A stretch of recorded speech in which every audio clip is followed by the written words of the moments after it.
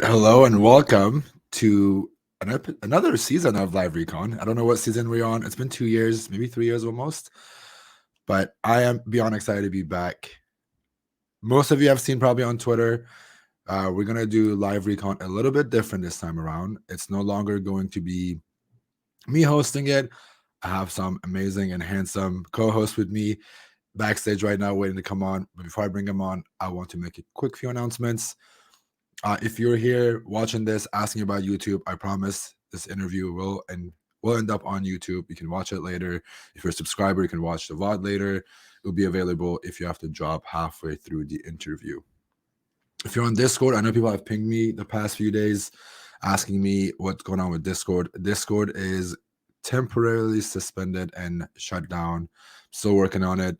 Hopefully it'll be available for everybody to join again next week. So if you're part of Discord, you haven't heard from me, there's a reason. I've turned it off for now, and it will come back eventually. What else? I think that's it. I'm excited to have this going. So moving forward, it's no longer just me. I'm going to bring on my two co-hosts here, Jason Haddix. And I also have Stoke, who I think everybody is familiar with both of these guys. Yay! But this is our first time together on a live stream. I know you guys, and I think most of the people in the chat know you guys. Let's start with Jason. Give us a quick Twitter intro bio. Who are you and what do you do? Yeah, absolutely. My name is Jason Haddix. I've been in the offensive security realm for about 15 years, since my early 20s. Been hacking web mostly during that time, but some mobile. I worked at some big consultancies, and I worked at a bug bounty company, which some of you use. I'm wearing the swag right now, but that's okay. I don't work there anymore, and now I'm a CISO, so I see the whole other side of the equation. I run a whole security program out for a gaming company right now. Stoke, I think. That's pretty sweet. Oh, it's my turn. Your name speak for awesome. yourself. Pretty sweet. Hi, my name is Stoke, and I'm a hacker, content creator, creative. I've been in the industry for over 25 years. I've primarily been on the blue side up till 2014 when I turned to the offensive. I have way too many hours invested in hardening Active Directory and making sure things break. Very much fun to be here. Sundays were fun, but now they're super fun. So yeah, I'm excited to be here. It's very fun. So we have a Stoke emote, and people that are subscribers, you should definitely spam it. I gotta make it Jason Haddix one, because you know used to host the Saturday hack thing together with John Hammond, Heath, and a bunch of other content creators. I gotta make a Jason Haddix one now that I think about it. So we'll make one, and then when we come live, we're gonna spam those in the chat. So is that when you know you've made it? Is when you get a Twitch email? You become official. You become very, very official. Yeah. I see people using the Stoke emotes right now. All right, today's guest. Every time I post a tweet and I say, "Hey, who should I bring on?" So first of all, I announced that hey, Stoke and Jason Haddix are my co-host, right? Stop asking for them to come on the show. They'll be there every week. Stop asking. They're gonna be there. And then I posted who do you guys want to hear from on my show? People still tagged you guys, even though you're on the show already. But this next guest, this person that we're bringing on, ippsec, I think he's the highly requested person on this stream. And the funniest thing is, I think one of my mods, I don't know if he's watching, he's usually lurking in the background. I hope you're watching this. He dropped a comment and he's like, how the hell did you even get ippsec to come on your show? So I think it's fair to bring him on now. Everyone's been asking for him. Let's bring him on to the show and give him a welcome in the chat. If you want to spam some ippsec in the chat, here he is. What's going on, guys? Man? Welcome. Yeah. How you doing, we're so happy to have you. I'm good. Happy to be here. We're excited to have you. I think it goes without saying that I'm a big fan of your work. We've chatted a few times outside of this stream. Everybody in the chat is a huge fan of yours, so that's already a given. And based on what I've talked to Stoke and Jason Haddix when we were doing our pre-show work, everyone was very excited. We did some homework on you, so we're excited to get to know you. Yeah, glad to be here. So Jason did an intro earlier. Stoke did his intro. Let's do the same thing with you. Before we jump into that, I know Jason has some icebreakers, but before we jump into that, tell us, who are you, what do you do, and how long you have been doing it for? So I'm ippsec. I've been doing this since, well, I guess offensive type stuff. I was halftime in 2015. I've never really been full time on offensive.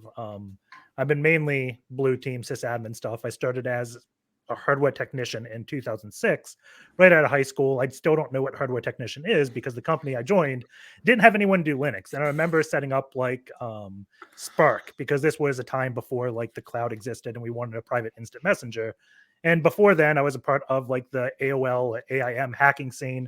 So I was pretty familiar with instant messengers, and Spark is just like a Java instant messenger that we had internally at the company. So I was a hardware technician. I think I was meant to like replace hard drives that failed at a data center, but quickly became a Linux admin since no one knew that. And then became a Solaris admin, Windows admin. And like 2 or 3 years later, I ran the data center. It moved to the cloud. I found something else to do. Then I got bored and almost went into esports, decided to keep going security. Was like a 50-50 blue-red team. I guess now it's purple team role. So I also create videos pretty much weekly. It's been more than weekly lately up on ippsec.rocks/hack YouTube ippsec. So people could also go to by going to ippsec.rocks, Yeah. correct? In the chat and put it on the screen too, so people that want to go and check it out. I think Jason, it's a good segue for your. Yeah.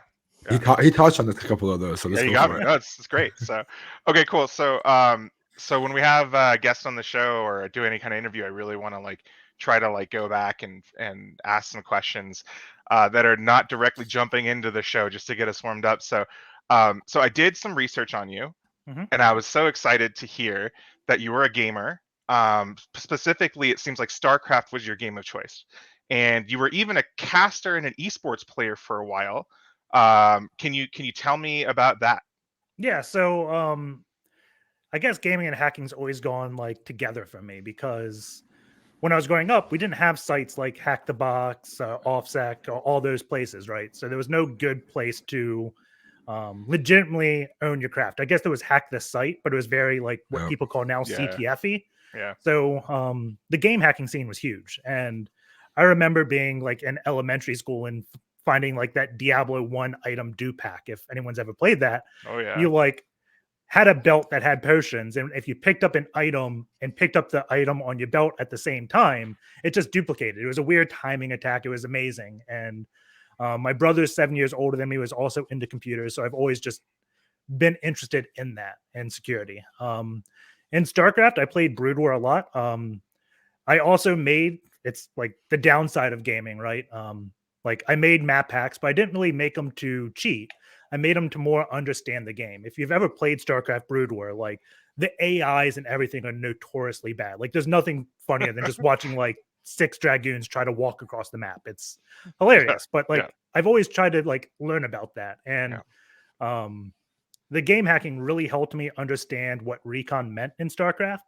Because when most people, like if you're not familiar with the game, it's a real-time strategy. So maybe Command and Conquer, Age of Empires, there's a bunch of games like it. Red Alert. But essentially, every player gets their own base, they build the base and attack each other, right? And most people think of Recon, when you talk at low level in that game, as I'm going to send one unit across the map and I'm going to see what's there, right? I'm going to see if they have this building and see what they're doing. But if you know the game in and out, you knew all the timing. So like if I was at middle of the map and I saw your worker at the middle of the map, I know we probably sent our workers out at the same time and I can guess exactly what position you are. If like your worker sees my worker much earlier, I can kind of like change up where I'm going because I'm like, maybe he's not there. It's kind of like that whole metagame aspect. And then when I get in the base, it's not looking at what's there, it's looking at what's not there. Like you notice glitches, well, not glitches, but like patterns. And a lot of InfoSec is about noticing patterns. Yeah. So at the time, like workers, you could put 3 workers per mineral patch. And based upon the way those things pathed, you could tell how many workers there were in a second, right? You normally don't get that much time to look at them. So if you go like on the screen, like 1, 2, 3, 4, 5, and try to count them, that's not going to happen.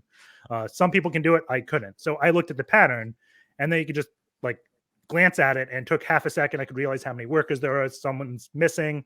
And like that's when you know they're doing something different. So I find that a lot in security is it's not about like running 20 different recon tools and then looking for what those tell you. It's analyzing what that tool does and looking for what it doesn't tell you, if that makes sense. The example I always point out is like Tomcat, because for some reason, this bug's been around forever. It's been disclosed.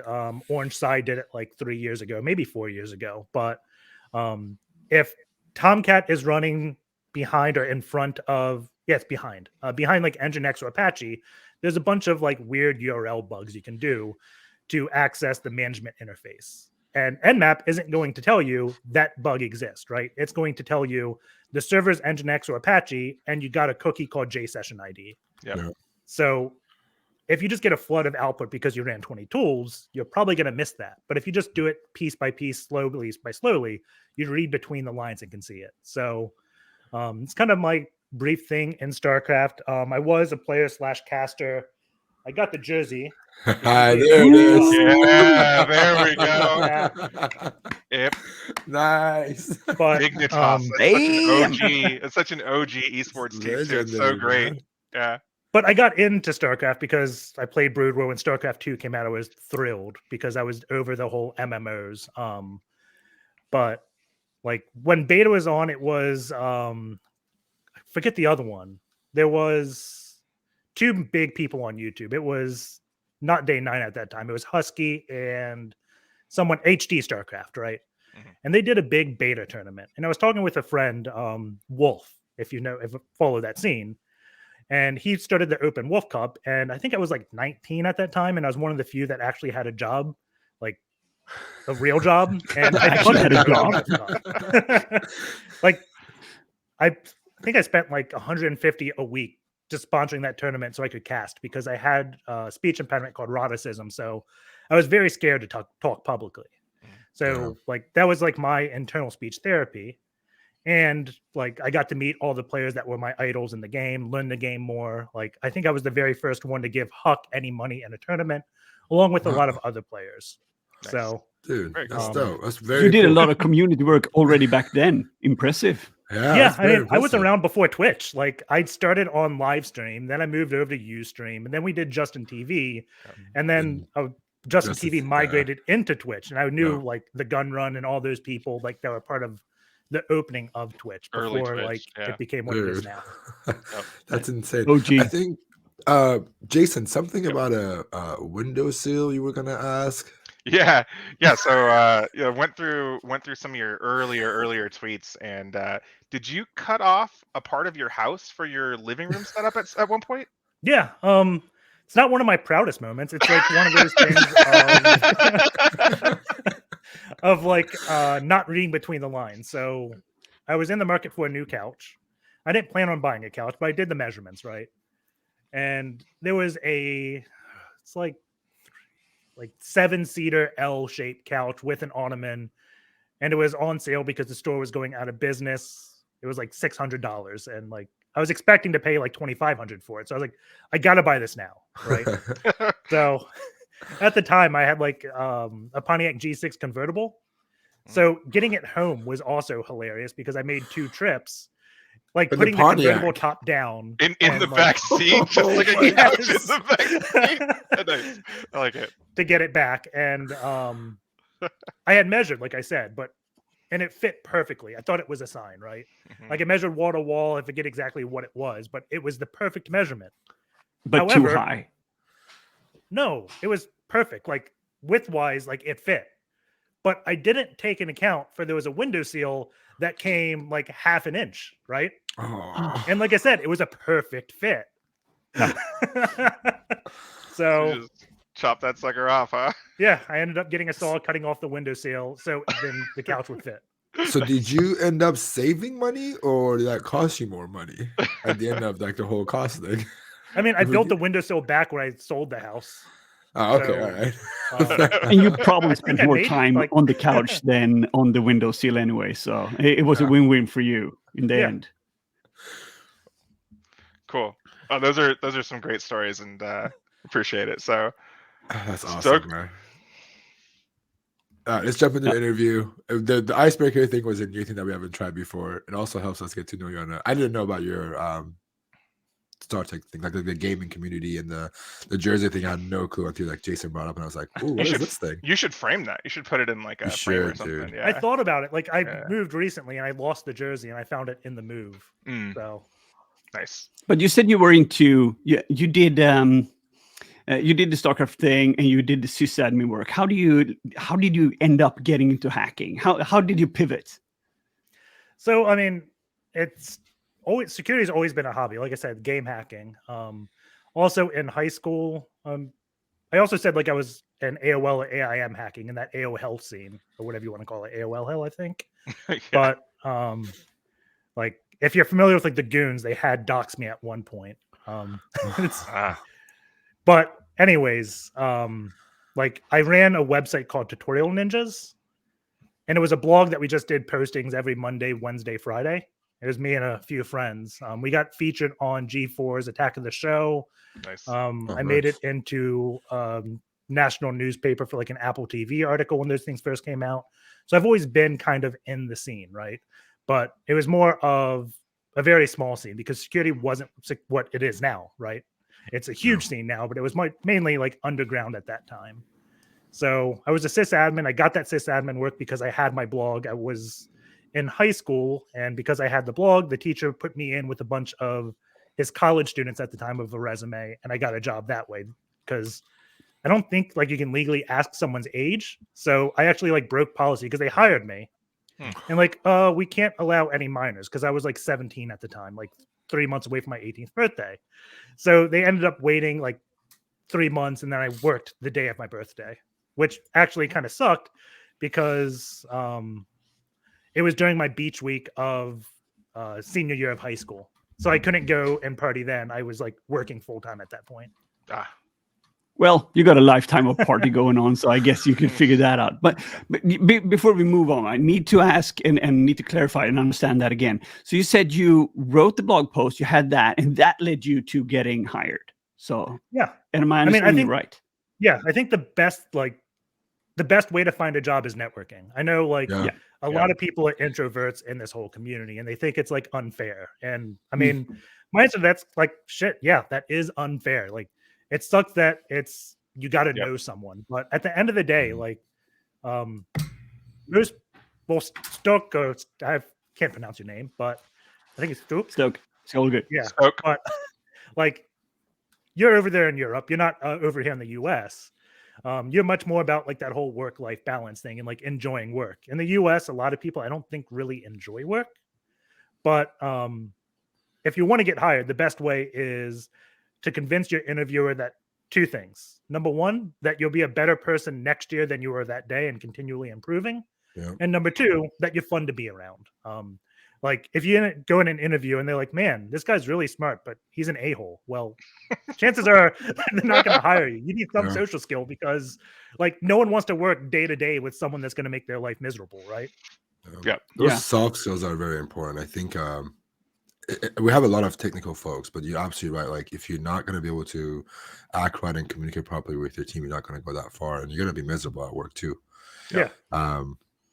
It's also, I think that the job thing is, I think most people just look for a job for a paycheck more than just finding a job they enjoy that also gives you a paycheck. I think that those of us that have done that, I think speaking for myself, I think ippsec, you feel the same way. Jason, Stoke, I think you guys all agree. When you enjoy your job, it's different. And I think naturally those social skills also come out versus when you already hate your job, you don't want to talk to anybody. It's like, don't talk to me, I'm at work. Like I want to just get this done and go home, right?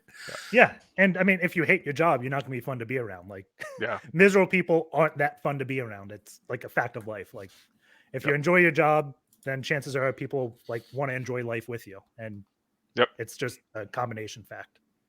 Yeah, I think one of the things that a lot of people don't talk about as much is just that the writing and the ability to speak and all these intangibles and the ability to network are so important to getting like a good career in security. So it sucks if you're not good at them, but getting good at them is is maybe a priority too, as well as all the hacking stuff you're going to learn, or defensive stuff. So yeah, I mean, my second job after like the whole data center move to the cloud thing, like I became good friends with everyone there, and they're like, there was someone better than you, but we wanted to like someone to play StarCraft with after hours, so we hired you, right? Yeah, I was big in that. We shared the passion, like we talked about StarCraft at work. Some late nights while we were waiting for things to happen, we played a game at work. Like it was just much more enjoyable. So intangibles, yeah. Very cool. So you mentioned a little bit about like kind of you were in college and stuff like that. My question is kind of around colleges.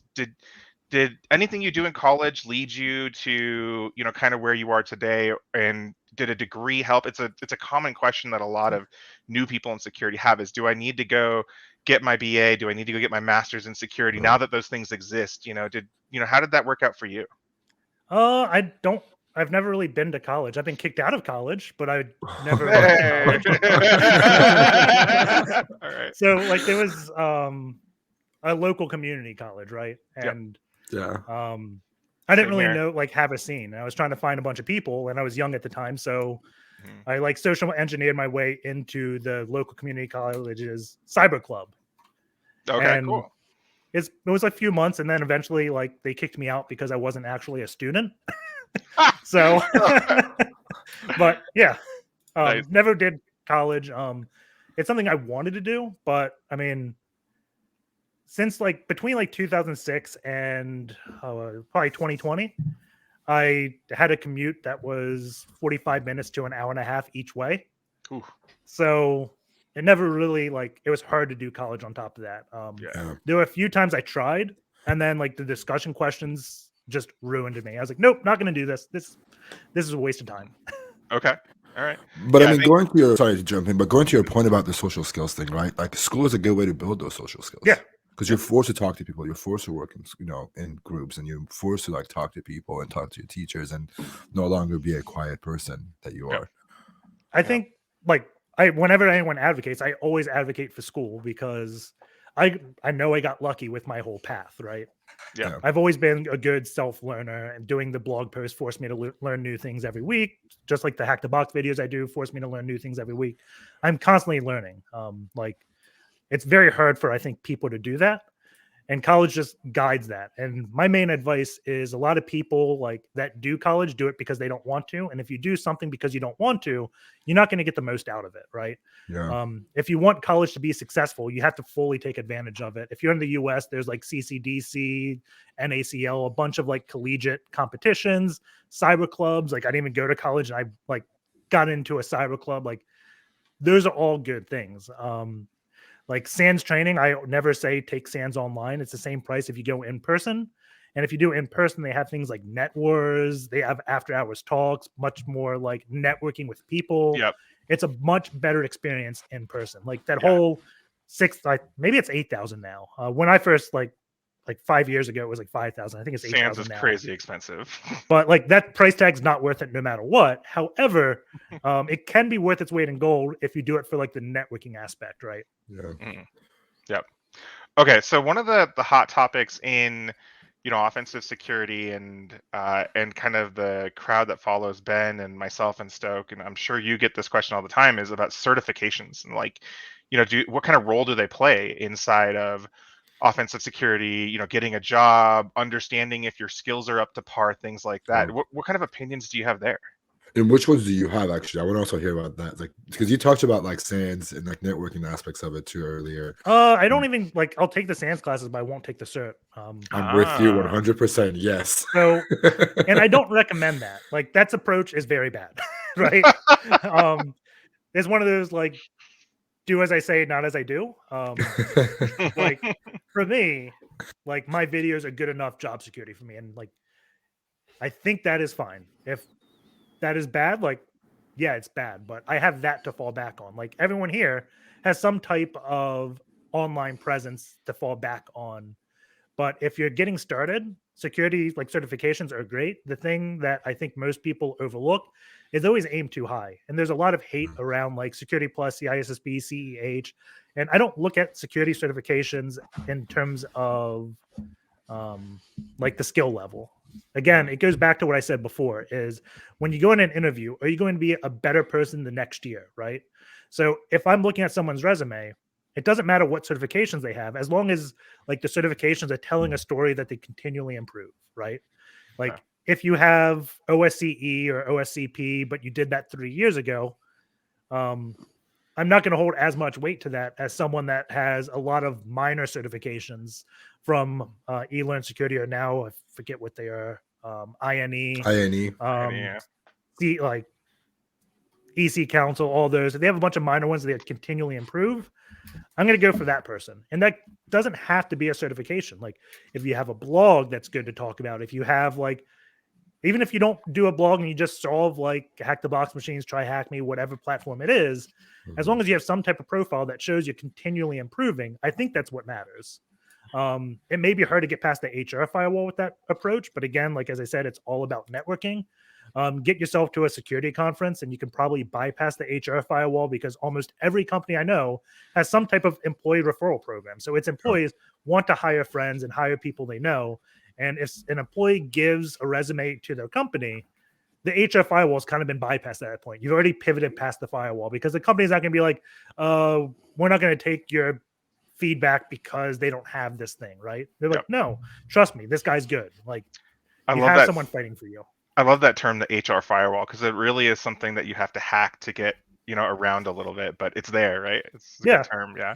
I mean, that's. But if you go to conferences that show up, like if you show up and you meet friends and you network and you do the work and all that stuff, and people want to be around people that are cool. Like, and if you're cool to hang out with, they're going to say, I know, because all companies are hiring all the time. Everyone is hiring. It's just, okay, that person's cool, bring them in, and you're bypassing whatever. And say, you want to do the technical test, you can do that. And sometimes you need to prove that you're good at stuff.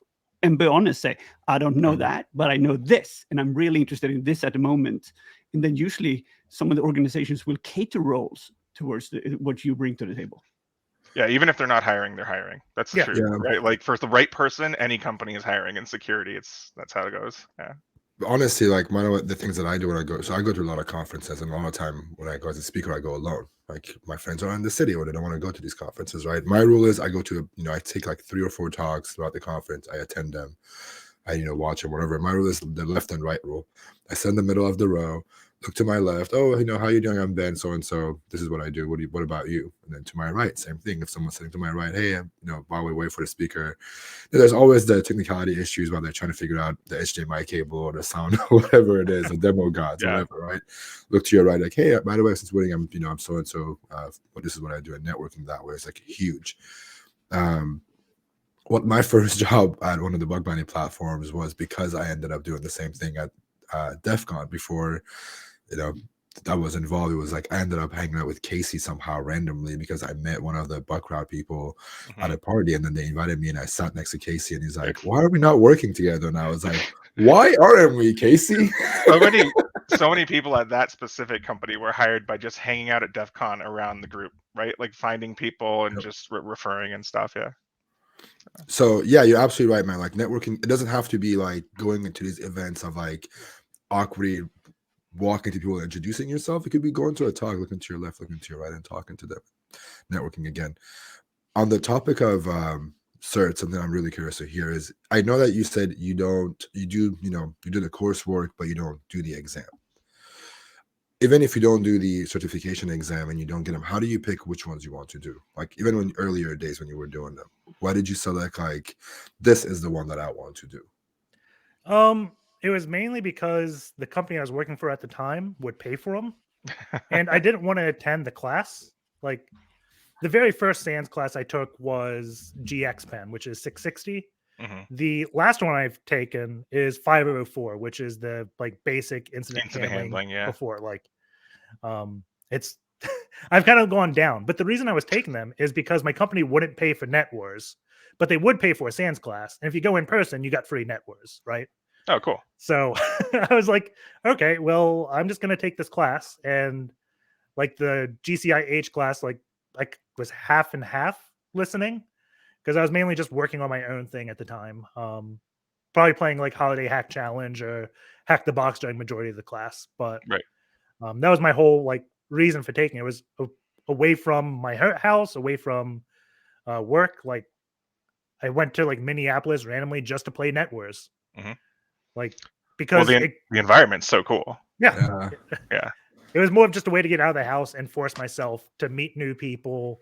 And at the time, I really loved Net Wars. Like we were the U.S. champions twice of the Tournament of Champions. So if you ever win Net Nice. Wars, you get invited to the tournament with all winners. Like my team won the U.S. one twice. We got invited to go to the EU one, and our whole team from the U.S. flew over to Europe and Berlin and won that one.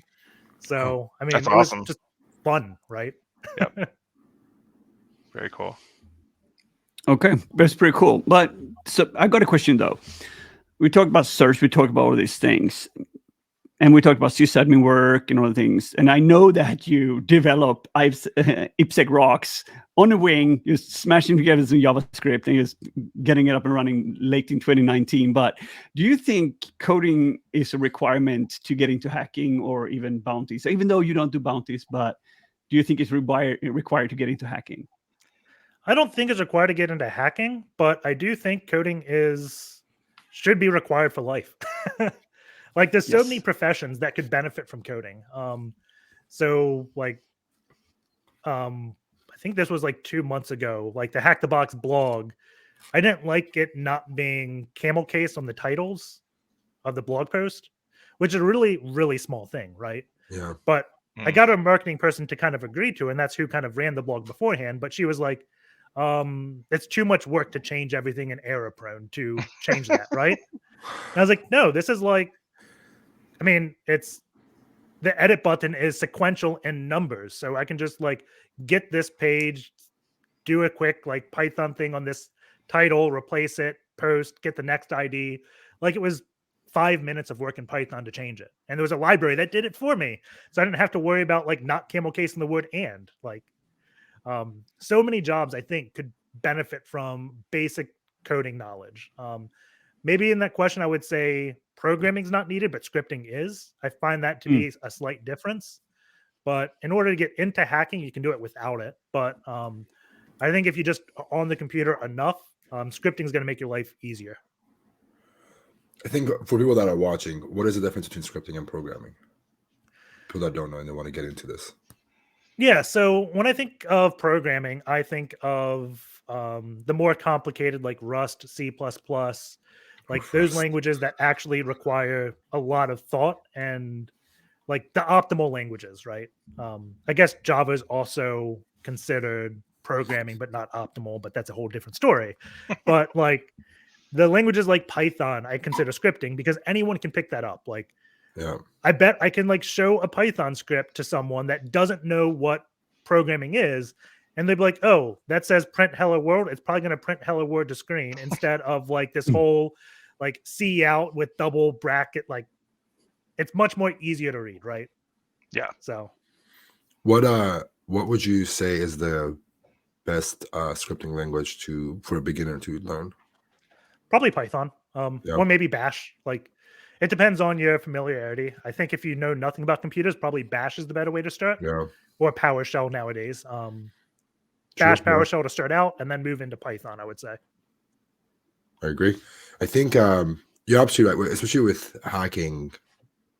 I think less programming is required, as you mentioned, than actually like automating the tedious work that you do, running the tools that you run, or even like, the one-liners that you use every day. Being able to automate those things, you're absolutely right. It helps with hacking. Before we talked about the coding stuff, you also mentioned a lot of CTF things. You said you flew out somewhere to do some gigs, and then you guys got flown out to Europe. So I'm very curious to hear your thoughts on CTFs. First of all, do you still play CTFs? Oh yeah. We played Net Wars the last December in the tournament. Didn't win it, unfortunately, but we still played. My life pretty much exists around CTFs. It's probably like how I learned most of security. Love that you said that, because my next question was going to be, how does CTF help in regards to security? What role does it play in someone that's new to security and they want to get into security? What role does CTFs play? So, at least the good CTFs like are always built by people that have done something at work and wanted to show it off. And in InfoSec, we shouldn't be talking about her actual work, right? Like most people here didn't even say what companies they work for, right? Because we're very private. And that's for a good reason. Like we can't say this vulnerability exists in this company. Even if it's patched, it may not be fully patched. And like this whole like NDAs, things like that. But on the flip side, if I did something really cool on a pen test or red team, whatever you want to call it nowadays, I can just kind of replicate that scenario, put it in a box, and then put it out there, right? And I think that's like, if you find CTFs like that, that's probably the best way to learn, because it may not be exactly like quote unquote real life, but it's based upon real life, and you can learn those techniques to do other things that do help you. It's also like a mind puzzle and gets you like that whole critical thinking outside the box type of mentality in order to approach it. So this is one I wanted to jump in on, is because I think I talked to you a little bit before the show, Ippsec, about the disconnect between some CTFs and like what offensive security practitioners actually do in their day job versus what those CTFs are and what, you know, like the puzzles that they require you to solve. Do you have any thoughts there around like, you know, the CTF scene and if it's changed any and stuff like that? I think the CTF scene has changed drastically. Like I said before, when I was getting started, it was all about like hack this site, which was god awful. It was good for the time, right? Yeah. But 12 years ago was amazing, dude. Those the realistic missions, I don't know. Those C-Surf missions, man, I don't know. Hacking someone's Getting that right now. Mirk bot going, all that fun stuff. That was nice. I mean, and then like VonHub came out, and like the issue with VonHub was always, in order to play VonHub, I had to spend like, at this time, I probably spent like 10 minutes downloading the machine because broadband wasn't really a thing. And then setting up the whole VirtualBox VMware, and then the whole aspect of, oh, I have physical access. I'm frustrated. I'm just going to boot into single user mode and see what happens, right? Right. Like you could easily cheat. It wasn't really like what I call, and what most people call like gamified now. And by like gamified, I mean like you go to HackTheBox. I've played HackTheBox like on an airplane, because I just need the VPN. I connect and boom, I'm in the game. Like as quick as I can put a CD in or click on an icon, I can open the VPN and start hacking a box, right? It wasn't like that 6 years ago. Yeah. So yeah. I forget exactly what the question was, but no, the CTFs, like learning and getting the CTFs, you touched on it. I think my personal view on CTFs, this is someone that doesn't play a lot of CTFs, and you know, the one or two times that I've done, I think that CTFs, especially for conferences, if you're new to security or InfoSec, it's a really good place to learn what is a good fit for you in InfoSec. Do you want to become a web person? Do you want to become a mobile person? Maybe you want to do social engineering. Maybe you want to do lockpicking, maybe like physical security. Maybe you want to do binary exploitation. Maybe like it gives you a whole, it doesn't give you the entire view of what InfoSec is, but it kind of exposes you to different avenues of InfoSec that you can hack and learn. And it gives you the opportunity to learn some of this stuff before you jump into them. Yeah. And you end up being in stenography, apparently, because that's a thing. Let's not go there. Okay, but I got a question though, related to that, because that was my game stopper when I started to play around with CTFs. Is that, you know, you had the web part, I thought that was fun, and the binary, I thought that was cool too. But then you ended up with some things that I didn't feel like they weren't real world stuff. And you've been quite vocal about, you know, the CTF and bug bounty a bit, and I'm just curious about how do you see that approach, and why are you pro one and not pro the other, or versus? Honestly, the main reason I stay away from bug bounties is like the same reason I left the esports scene, is it's toxic, right? I think when you involve money into things, it becomes weird. Like I said, maybe I'm at default, because back in like, I want to say 2012, maybe it was 2011 when StarCraft released, there wasn't really money in gaming. I mean, like Brood War and stuff was still big in Korea, right? But like over in the States or Europe, it wasn't really that big. You didn't even have the Zotac Cup at that time. That was a weekly thing. But as money got involved, it kind of got more toxic, and gaming was already a little bit toxic beforehand. Bug bounties, like you have the few, like you guys that do publicize and share your thing, but a lot of people like sitting on their technique because that earns them money. If if I'm earning 2,000 a month from this one thing that people aren't finding, why would I say that? Why would I open it up, right? That's my automated tool that I'm using to scan these things. I also think it's a lot of two different sides trying to exploit each other. Like I strongly believe like the bug bounty is good for the company in terms of money, right? Because they're going to bang for the buck between a pen test and a bug bounty. You're always going to get something for the bug bounty. If you get a really, really good pen test, you're going to have to pay probably like 50 grand up front. You'll get much better return, but there's no like risk for the bug bounty program. You're just exploiting quote unquote free labor. And the bug bounty players have kind of realized that. And they're like, okay, well, you're going to be exploiting me. I'm going to exploit you. And by that, I mean, like, they find this LFI, but no longer is LFI one thing, even though it's just one line of code on the back end. And they know that. They're like, I'm going to support this as a local and file inclusion, source disclosure, a SSRF, and submit it as like 20 different things. And like, as someone that manages the bug bounty, that becomes just horrible, right? And the person may get away with it 2 or 3 times. They get happy with it. And then someone just gets upset or it gets to a different reviewer. And they're like, you know what? Here's this one. I'll give you the lowest one. The rest are duplicate issues. And then that gets that person pissed off. About like bug bounty versus CTF, like if you take the money away from it, it's really tough. Like I find, as someone who doesn't do bug bounty, right? I find it's a lot of let's take this one technique and throw it against as many things as possible and try to master this technique. And that technique's not always like advanced. You're not really challenging yourself. You're just taking like XSS Hunter or something and spraying it and like, oh, this site didn't work. I'm going to move on. I'm going to go to the next one. I'm going to move to the next one. I'm going to move to the next one. It's kind of like ADHD. You never really like struggling too much because you may fail 30 times. That one success, you get money and you're happy, right? Like the amount, like the pride it brings you to find one thing outweighs unlimited bad things. It's kind of different in the whole CTF because in the CTF, you know it's vulnerable. So you can't really move on until you find what the author wanted you to do, right? So in the realm of bug bounty, I take XSS Hunter. I'm going to apply it to all the companies I can find bug bounties for.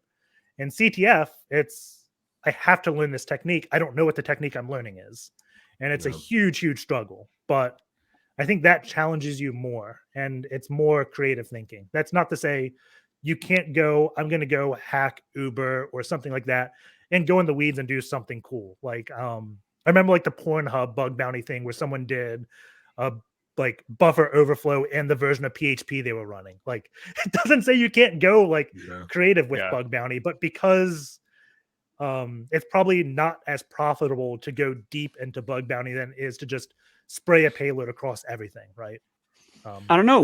We apparently look at things very differently there because I rather spend time on going deep on a target, learning it for months at end, and then eventually finding cool stuff that pays well for my time in return because I'm learning throughout their framework and learning things. And if I end up finding something, I will get paid. If I'm doing the CTF, I won't. So if you're doing that, only hobby that so here's actually my pays flip. for itself. So here's my flip with that. If you're going to dig into something and go deep, it's a huge risk for you if you're trying to make a living. It's probably like why you moved over to YouTube as well. So you have some type of guaranteed revenue, right? Yeah. Because that's very I'm not doing it stressful. full time. Couldn't do it. Yeah. Yeah. But that's where like the whole pen test or red team approach goes, right? Like you're being paid to go in depth. So even if you don't find anything, you're still being paid because you went and did that research. You don't get that with bug bounty. Like if I spent 40 hours looking at a company and didn't come with anything, that's 40 hours of my time wasted and probably like I won't make rent, right? Yeah. I love this comment that came in, and like I agree with both of you. Like the objective is different, I think, with CTFs and bug bounties, because, and I'm going to highlight this, as in CTFs, you know, there's an answer. With CTF, there is something you have to learn or know a technique to apply to exploit and grab the flag. But with bug bounties, you don't know if this vulnerability exists that you want to learn. So if I want to learn SSRF, if there's an SSRF CTF, I have to learn about SSRF or how to use Gopher to get an RCE in order for this to work, right? But with bug bounties, you don't really have that. You don't know if an SSRF exists for you to even learn and practice it.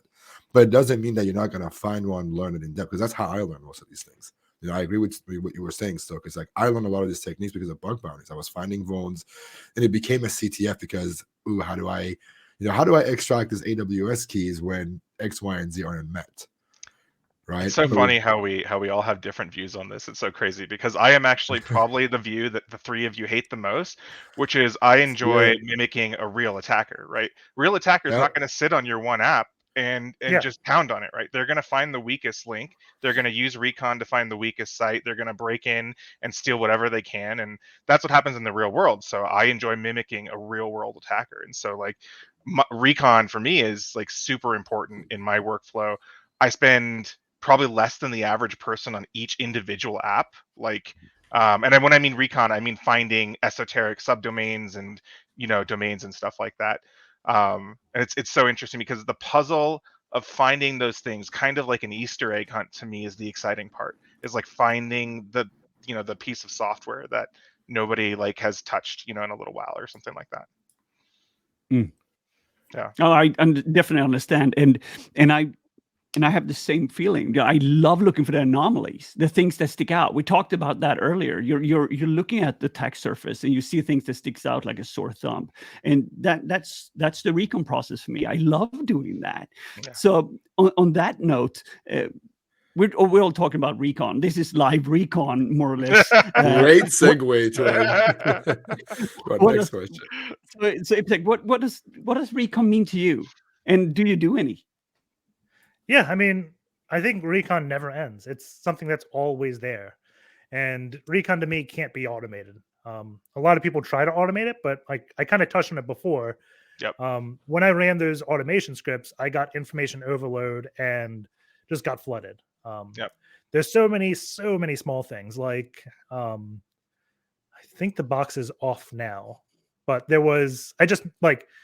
can talk about it like an older box that I put out.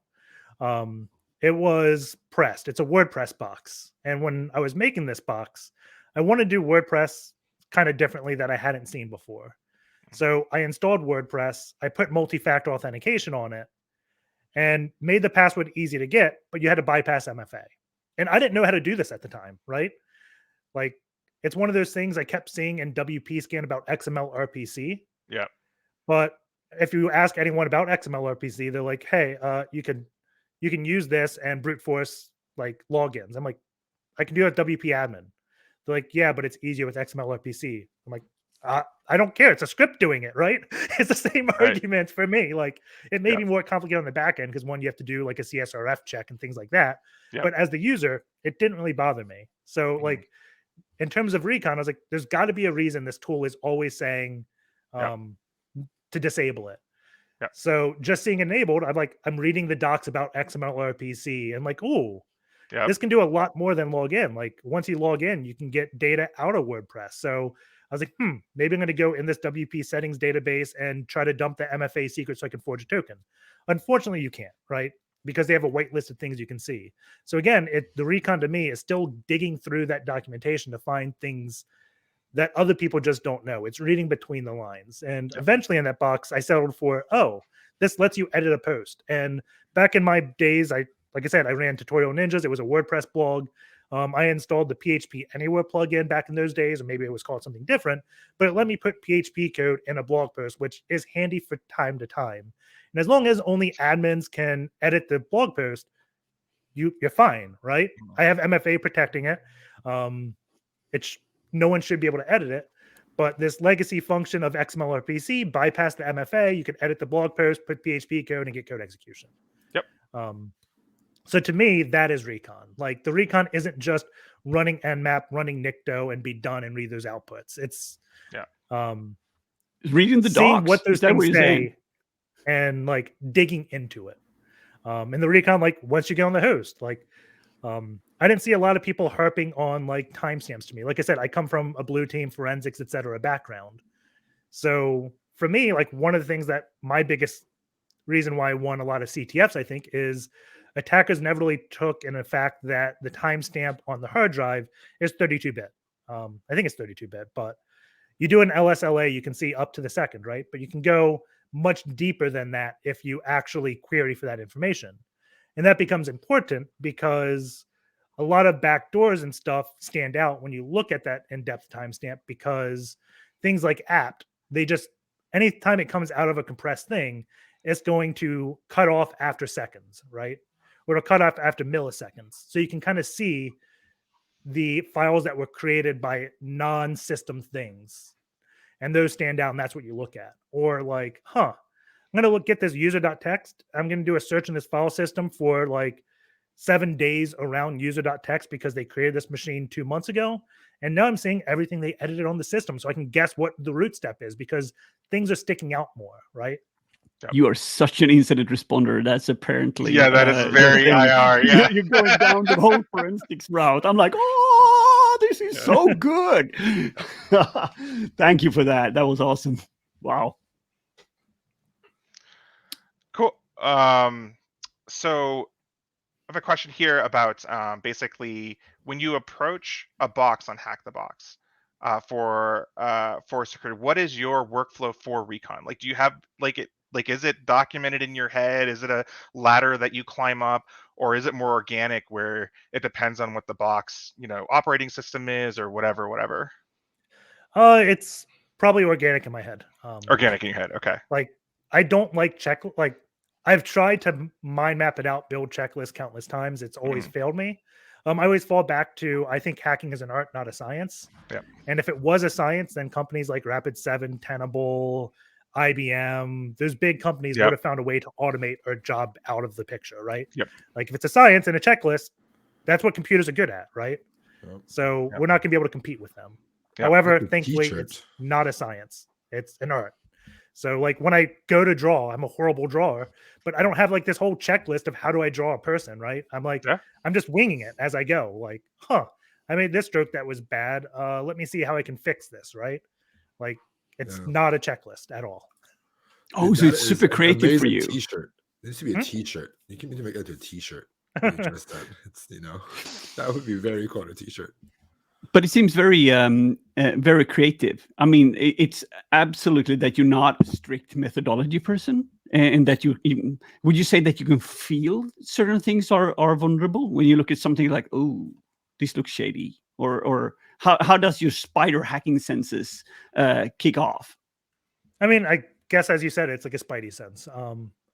Like, I think it's the benefit of CTFs, right? Yep. You spend so much time looking into something, you can't really move on until you're done with it. And if you're the type of person that does a CTF, gets frustrated with it, says this is not like this is CTF-y, I'm never going to find this out, and then just move on, you're not really getting the benefit from it. Like the boxes that I struggle the most are the ones I like the most, even if it doesn't fully make sense. I remember back in I forget what box it was I was doing, but it had port knocking on it. And I infinitely hate that technique because it's one of those guessy things, right? But after solving that box, I was like, there was an LFI. I don't want to cheat and just go, I'm always going to look at for Etsy, knockd, whatever knockd.conf is, right? I'm not always going to look for that file. But I discovered I can go into /proc, look at sketch_debug and kind of get the running processes on the box that way. And then I see knockd there. Oh, that's good. And that infinitely helps me, right? Because now whenever I have an LFI, I have a way to identify some services that are running on the box that does help. I was doing, I forget what event it was. I want to say it was the Black Hat CTF, where I never found the actual vulnerability of the website. However, I made a crawler that crawled /proc/PID/ I think CMD line or something. And I just hit that constantly. I found the people that had reverse shells and kept hitting the proc directory every 2 seconds for each of the reverse shell processes. And then someone got the flag and I saw that in my output and I submitted the flag. I never found the vulnerability in the app. I did that exact thing on a CTF where we were using a shared environment for exploit writing, and I just jacked another team's exploit at one point, and I was like, well, it was there in the cache, so it's cool. It's mine now. It's mine now. Hacking hackers, dude. But you discovered that stuff from CTFs, right? Because it's one of those I think if you don't it's horrible. It's one of those things if you struggle enough and you hate it enough, it's going to be etched in your memory, right? You're never going to make that mistake twice. I've said plenty of times, and infinitely, I always make that mistake twice. But I get it, and then eventually I remember. Whereas if I don't struggle at something, I'm probably not going to retain it. It's very interesting. I think the spidey sense and the contextual awareness around that experience brings, whether it's CTF or working in the field, like it is what I think a lot of new people have the hardest time with, right? They don't know to look in this place. They don't know where to start.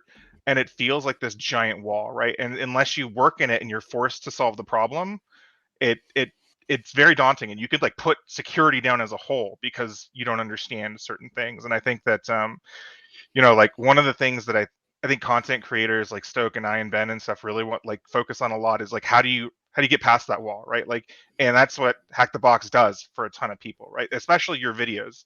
It's amazing because we can build that contextual knowledge from watching content like that. And then next time we know from you and your gorgeous voice telling us like, oh, this is what to look for in this case or in this case. And after you play like 5 or 6 or 7 HackTheBoxes, you're already pretty well inundated into the CTF type Easter egg hunt there. And then it becomes the same for pen testing and bounty and stuff like that. I mean, there are some non-crossover stuff, but a lot of it crosses over now. Yeah, it like the going on about the spidey sense. Like, sometime I'm trying to log in for, I'm like, the logins take a little bit longer this way. It feels like the web page is going slow. Oh, that's probably because I have a valid username and it's checking a bcrypt hash, right? Yeah. Or like I'm looking at burp and my content size is changing. Oh, that's something else that becomes interesting. Like you start noticing when the web app behaves slightly different, and you're like, now I'm getting into a separate like section of the code. Yeah. Like what to fuzz at that point, right? Yep. Yeah, that's where you want to focus your energy. One of my favorite is statistical analysis on most vulnerable parameters in web applications. And I did some research on this, and like more often than not, out of like 60% of SQL injections across like a big percentage of the industry, you're going to get a SQL injection in a parameter that has the 2 letters ID in it because it's database nomenclature and wording, right? And that's where a lot of SQL injections will live when you're dealing with database calls. And so I'm a big fan of statistically hunting through parameters using that technique. So so I have a follow-up question on this. So what has been the most humbling box for you on HackTheBox? Define humbling though. Wait, hold on. Define humbling. I mean, just like some of them I'll pick up and like they will just crush me, right? I'm just like, I don't know the entry point, or I'll get to the second level and the second level will crush me. It'll take me a month. I mean, if I really don't want to go cheat and like ask someone or anything like that, I'm really soloing it. Like, what has been your most humbling box to participate in? I mean, it was probably Sneaky from a long time ago, probably like 2017, 2018. Okay. Because that box, it was an IPv6 box that you had to leak the IPv6 over SNMP. And like at the time, UDP is not something I ever ran, right? Right. Yeah. And very few people run UDP scans. Yeah. And the hint was always IPv6. And I'm like, that's a freaking huge spectrum to like go through.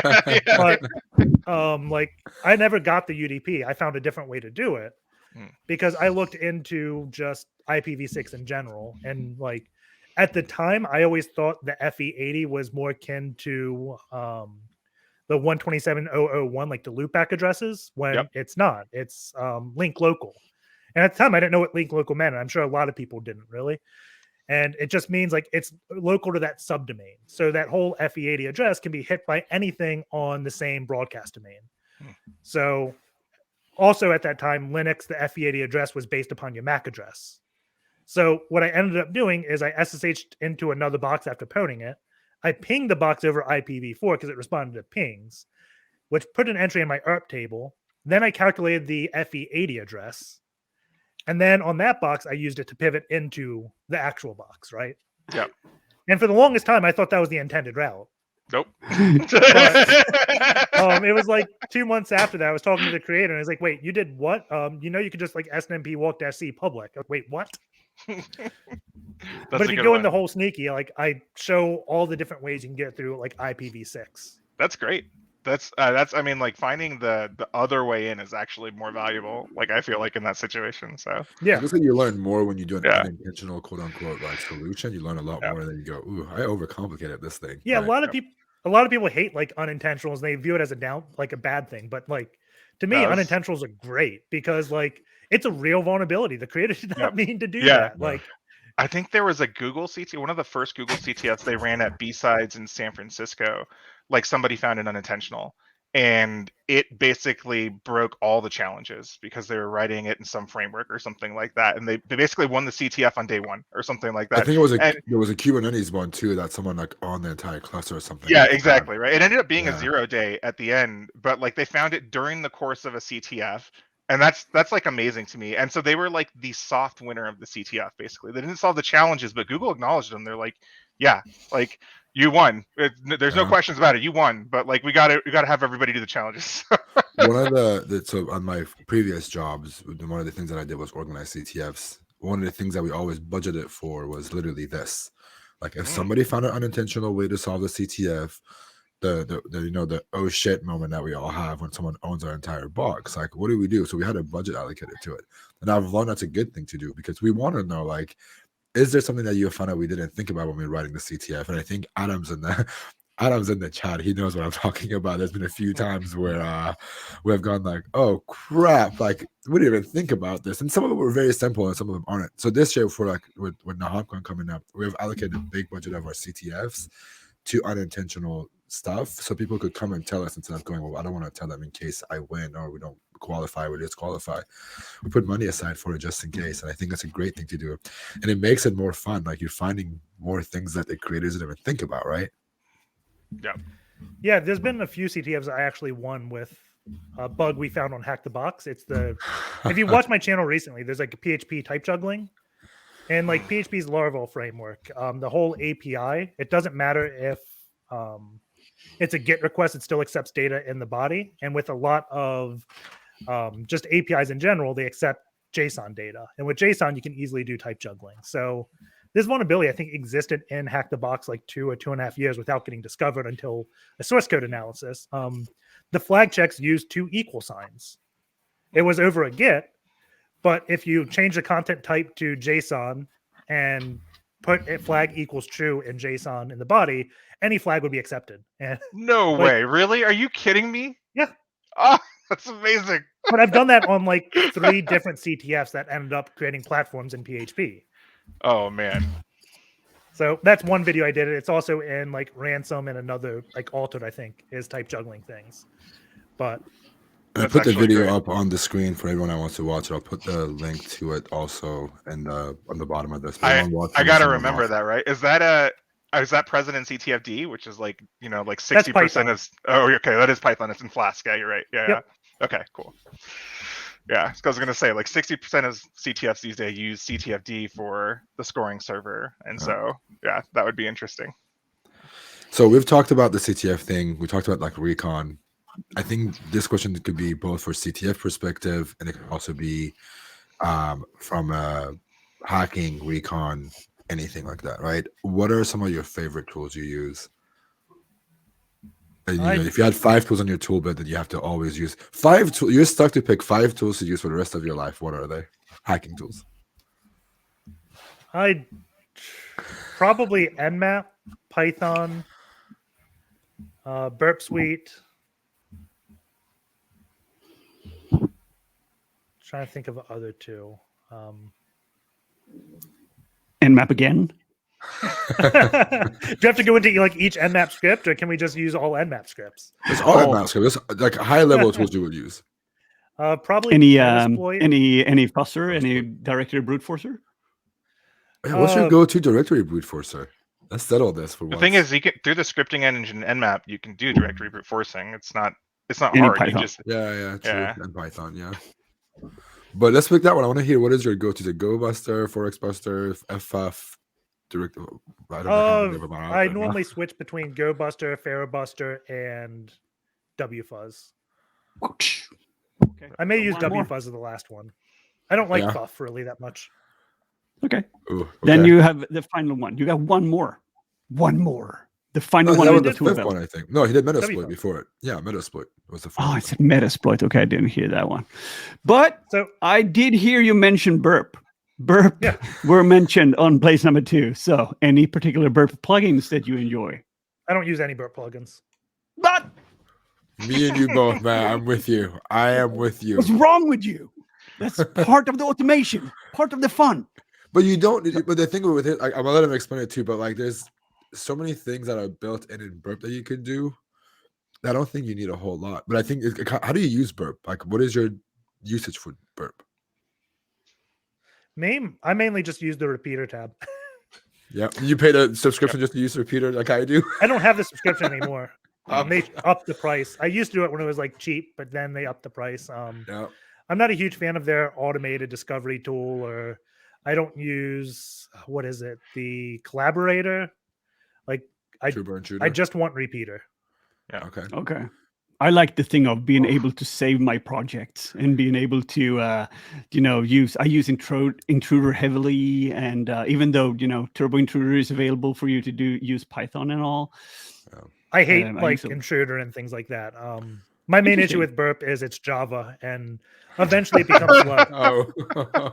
Like, Yeah. Okay, I like Burp. try running Chrome, Burp, Slack, Discord, and what else? Like those 4 all together, it's like a nightmare for any regular, laptop. I'm over here just cringing because I have all the burp extensions to automate, like all the things that I'm not good at. Like I don't think I could go back to authorization testing without the authorization, kind of direct access, extensions in burp like autorize or any of those type things. There's several bacons that will prettyify JavaScript, unminify it, like do all kinds of stuff like that for me automatically. Like, oh boy, it would be so painful to go back without. I mean, I could do it, but it would just be like not efficient, I think. But I think like with like from what I've heard from ippsec so far is you rely on like doing your own thing in Python, and that's why you don't rely on burp shift like Intruder and that kind of stuff, right? Like I heavily rely on Intruder because I don't want to sit down and write script. When I'm just brute forcing for an ID, send to Intruder, give it a list of numbers from this number to this number, let it do its thing, look at the the return content return, whatever comes back. But I think that's why I asked, like, how do you use burp suite? Is it just because you want your traffic to look nicer in repeater and like your proxy, or is it because you want to do like being more efficient and that kind of stuff? It's mainly just repeater. Most of like Intruder stuff I do through WFuzz or something like that. There's a lot of things in like FUF that just you can't. With WFuzz, you have a lot more customization than you do in FUF, I think. And I think that's just because Python's easier to code in than Rust. That is true. Yeah. I have to check that out, to be honest, because I can't. I usually have a very like good opinion on like brute force. Directed brute forces. FUF is. I hated FUF for a while. People that have watched my stream for the past years know I refused to use FUF for a while. Then I tried it and I liked it. But now that what do you like more than WFuzz?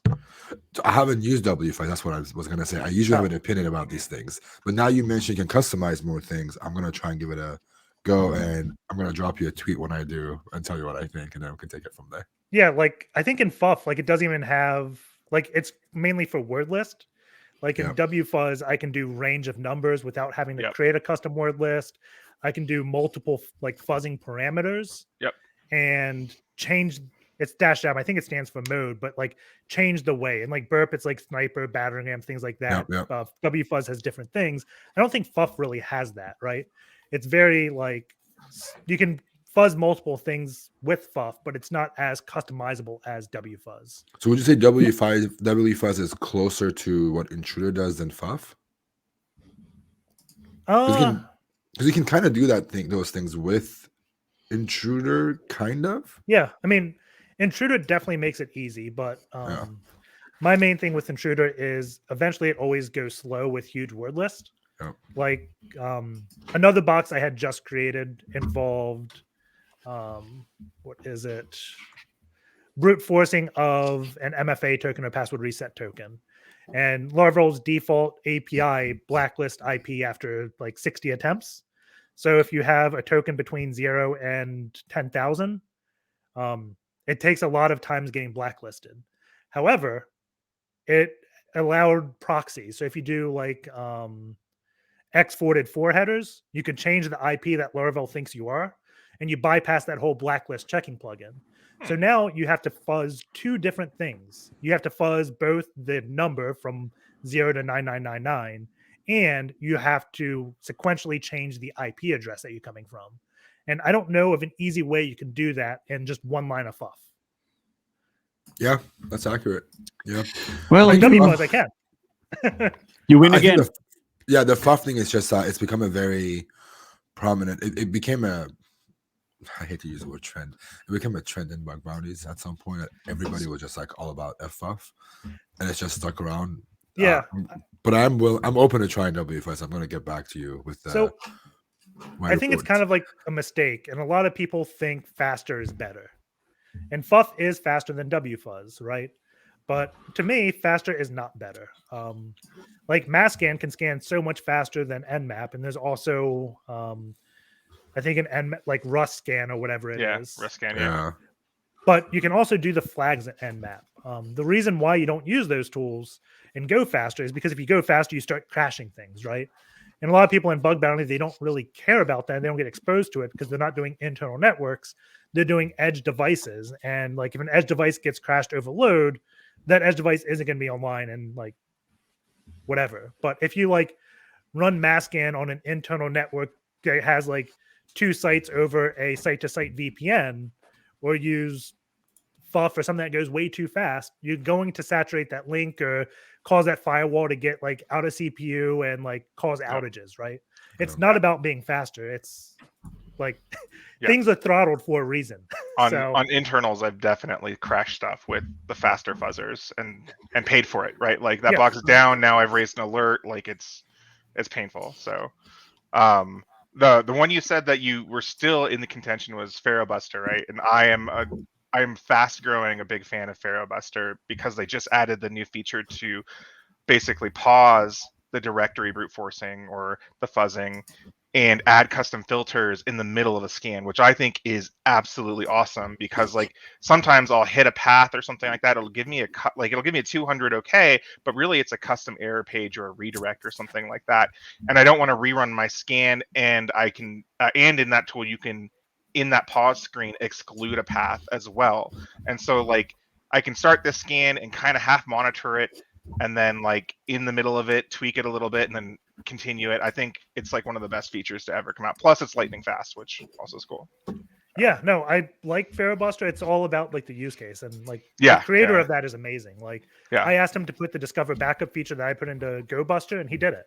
Yeah. So like there's a mode that if you hit a file, it'll now like you have regexes you can do, so you can like prepend the file with the period, add dot swap, and that find so much customization. Yeah, there's a lot of customization, and it has like the auto tune too for some of those edge cases where it's going to return a lot of input where you don't want it to. Like it's got a lot of cool stuff in it. Yeah. But the reason why I don't always use it is like it's Gobuster and feroxbuster solve 2 different use cases, right?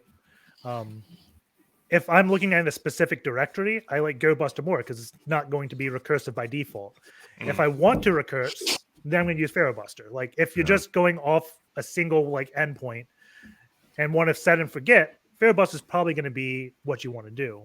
However, like if you don't do that pause exclude things, you're going to waste a lot of time going into like /JS, things like that that you may not care about. As if you were just doing it individually, you could probably find it faster with Gobuster because it's forcing you to do that, right? Yeah. It goes back to the whole like being flooded with information. Yeah, it's true. I think you guys have sold me to try out WFuzz for sure. I'm going to try feroxbuster later. I will report back with my findings. But not to change the topic, we're almost to the end of the show. I like to get a little bit on the personal sides of things once we get to know our guests. Both Jason Haddix and Stoke have been a victim of this a little bit when they've been on my show. Is we get a little personal. We want to get to know who you are on a deeper level, and the point of this segment is to humanize who we are. But before we kick it off, Stoke, I'll let you kick us off, and then we'll jump into the last segment of the show, and then we'll wrap it up. Cool. It's absolutely. I mean, how did you end up getting into content creation? What forced you into that field? Like, how did you fall into that route?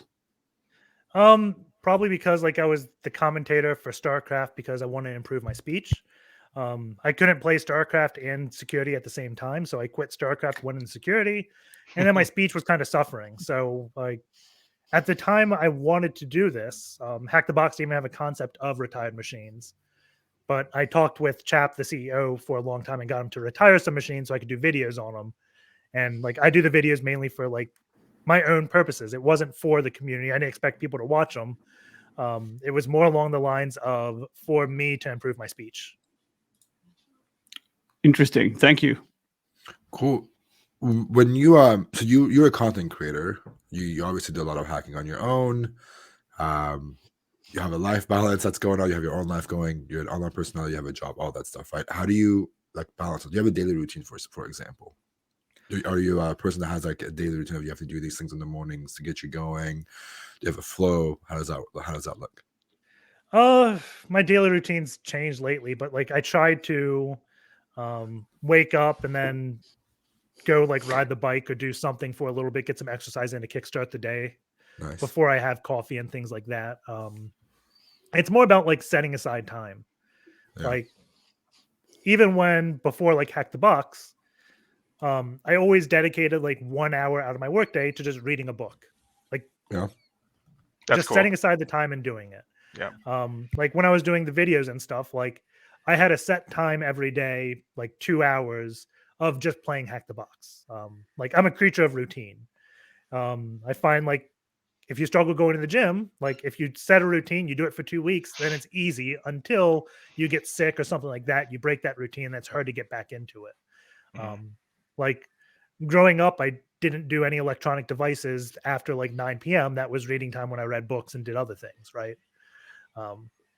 Like I think it's more of just a routine, I think. And my daily routine, like I wake up, I do some exercise, I answer emails, and then go get food, then do some hacking, then do some programming, and then yeah. Do you have any mentors that like helped you along the way that you really relied on, or who you feel like were instrumental in your upbringing or your kind of career? Not really. Like I give a lot of credit to Jason Blankard and Jeff McJunkin from SANS at the time. They both left then, but like my first introduction into InfoSec when I decided I wanted to go into security was Net Wars that they did for free at a convention near me or a conference. Like that's what got me. Like I think I came in second place at the time. I was definitely not Jeff McJunkin as my handle then, and like I lost to too many bananas or something. But like the Net Wars names are always so hilarious, man. Yeah. But like that's what got me like into it. And then like for the longest time, or like me and Derek Rook, if you know him. Oh yeah, like Rook is smart. That's a smart dude. But we were on different teams of Net Wars, and both of our teams were highly competitive against each other. Okay. And then eventually he became a SANS instructor, so he couldn't compete in Net Wars. And that's when like we stopped focusing as much. It was always like, what can we do to one up them? So okay, cool. So my next one is, how much time do you spend learning a new technique versus actually trying to hack stuff? Oh, I mean, I don't really try to hack stuff anymore. Right, yeah, okay. Like I've never done like pen testing full time. Like I didn't work as a pen tester. Like it's always been like a part-time type of thing. Blue team's always been first. Yeah. When I like create boxes, most of the boxes I go into, like I said before, I don't know what I'm doing. Like I start off like, I'm going to do this WordPress challenge. I want to do something new. I don't want to just have a vulnerable WordPress plugin. I'm going to set something up and try to find a way around it. Like I create my own mini CTF as I create it. Like the Laravel thing's the same. Like a lot of my boxes are just like challenging myself to do something. Cool. But how do you learn new techniques? Like if there is a new technique that you want to learn, there's something that it catches your eyes that you want to learn. How do you do that? Either search CTF write-ups or like set it up myself. Like I said, I come from the blue team background. Most of the time I like set it up myself and just play with it. Like, as I said, like when I was learning, we didn't have all these sites. If you wanted to learn buffer overflows, you had to learn how to write a C program that was vulnerable to it and compile. And then like, it was much harder to do that at those times. But at the same time, once you did it, you knew it much better because like you had to create it. And like most of the boxes I create are based upon like things that I've created and like just testing my own code. Like the latest box I have is about API fuzzing, and it's challenged a lot of people that have played it. because when they think of like dir busting, they always go with file name and extension. And with API fuzzing, it's not extension. It's like file name based. and method. Yeah. So Parameters. like Paths. Yeah. the thing that throws people off, they're like, well, slash user returns a 404, but slash user 1 returns information about user ID 1. This challenge has to be about user ID, like brute forcing the 1 through 100 or something about the user, because they ran Gobuster, feroxbuster, whatever you have it, on slash user and didn't find anything. But the API endpoint, there's other things in user. You just have to change the method to post or put.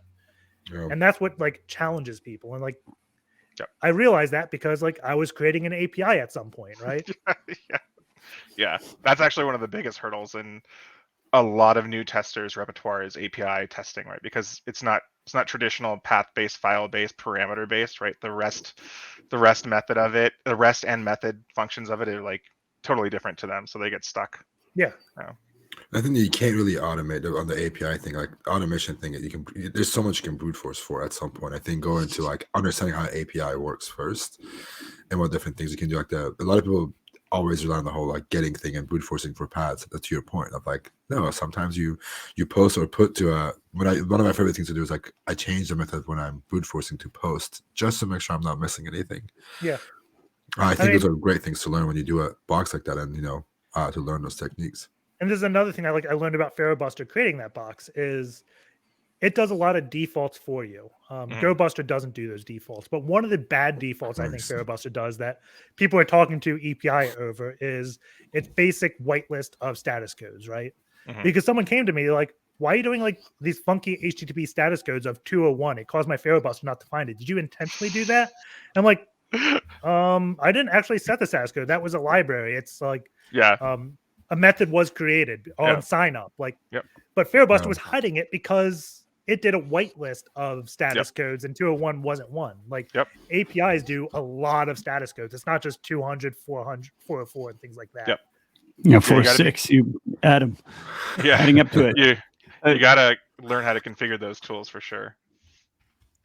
Out of curiosity, I mean, we talked about you getting a new routine in your life, right? And you now with HackTheBox, and you're not hacking as much as you used to. Do you feel that you have your work-life balance in control? And what does that look like? I don't think it's in control, but I don't think it's because of hacking. I think it's more of like the whole COVID situation. Like before that, I was a part of like, we played, there's a lot of social sports leagues in my area. So I was like on a kickball, softball, basketball teams and stuff that we just always played constantly. And it's been picking back up, but it's been tougher, right? Like it's hard to get back into that rhythm. Like the league started, we missed like a few things because we all just like couldn't commit the time for it because we were all busy doing other things. And we got out of that rhythm of these days are social sports leagues days. These days are we go out to do this, like the routine, right? You talked about the routine, getting back into more of a social routine, and like just not being stressed about going out. Like I have social anxiety just going out. Like we went to a mall and just picked up basic things for shopping. I was like, man, that was so many people. Like I'm not used to seeing that many people, right? Like I didn't go to ShmooCon because I didn't want to be around a crowd. Like I wanted to go to ShmooCon, but I don't enjoy big crowds, and that was too much for me at that time. And it takes practice. I mean, that's something you really need to practice. I was at a bar the other night, 20 minutes in, and I used to love go to bars, hang out to clubs and everything. 20 minutes in, I'm like, I've had enough. I'm just gonna go out, and I didn't go back in. It was too much. And that is something you need to practice, like anything. Like we talked about that in the beginning: networking, social interactions, communication, speech. It's something that if you're not practicing it, you're losing it. And so you need to get back to that kind of ride. Jason, do you have any more questions? Wait, hold on. I got to add on to what you just said about the going out thing, dude. After COVID happened, I go out, to the bars on Fridays and Saturdays. There was a time after COVID that I wanted to go out. It's been like weeks before the shutdown happened again, and I want to go back out. I've never experienced social anxiety in my life. And I just couldn't. I was in an Uber, and I couldn't force myself out of the Uber. And I'm texting my Ooh. buddy like, dude, I'm freaking out. Like, why am I feeling this way? It's not my first time going out. Why am I freaking out about going out to this place? And you realize like how much it does to you, dude. Yeah. Congratulations. Here's panic. The last 3 years have been tough. I mean, for Yeah. everybody, it's been hard. So, I have a follow-up question to kind of this. How do you feel about the conference scene? Do you go to cons? Do you enjoy the vibe and like talks and kind of that kind of stuff, or are you more like a person who doesn't partake like in like the DEF CON or anything like that? I don't do DEF CON. Okay. Mainly because I don't like Vegas. Okay. I do Fair a lot enough. of other conferences, Fair. but it really depends. Like, there's a conference in Seattle. I don't feel like saying the name because it's somewhat private, but like, Okay.